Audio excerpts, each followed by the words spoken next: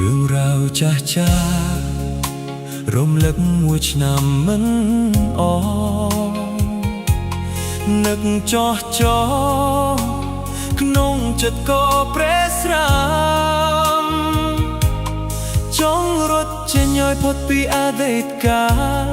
តែខួរក្បាលនៅតែមិនចាំនៅតែកត់ចំណាំទស្សនាជាផ្សែ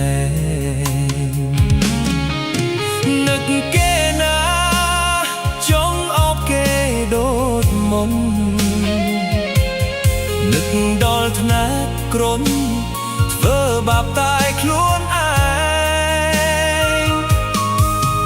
មើលលេងសាយសូមបីរឿងកំប្លែងតែសំដែងឲ្យគ្រប់គ្នាឃើញធម្មតា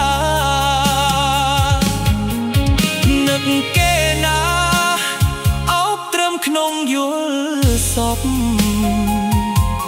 ស្នេហាបានចប់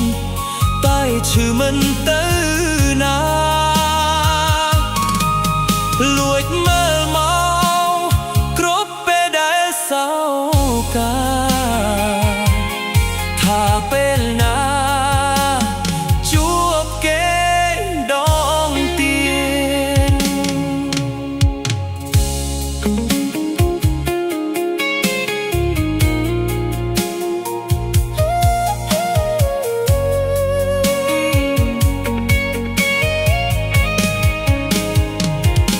រឿងរ៉ាវចាស់ចាស់រំលឹកមួយឆ្នាំមិនអស់នឹកចោះចោក្នុងចិត្តក៏ប្រេស្រាំចង់រត់ចេញឲ្យផុតពីអតីតកាលតែខួរក្បាលនៅតែមិនចាំនៅតែកត់ចំណាំទស្សនាជាផ្សែងនឹកគេណាចង់អបគេដូចមុននឹកដល់ថ្នាក់ក្រុនធ្វើបាបតែខ្លួនឯងមើលលេងសាយសូមបីរឿងកំប្លែងតែសំដែង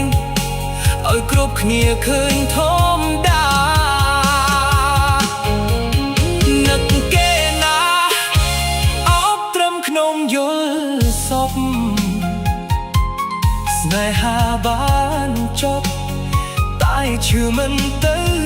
ណាលួចមើលមកគ្រប់ពេលដែលសោ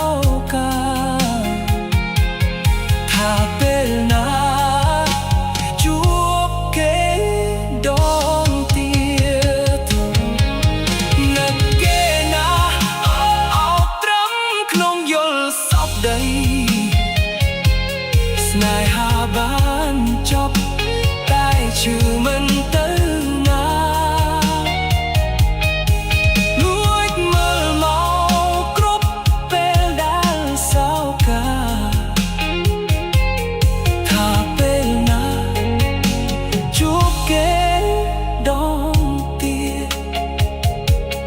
ថាពេល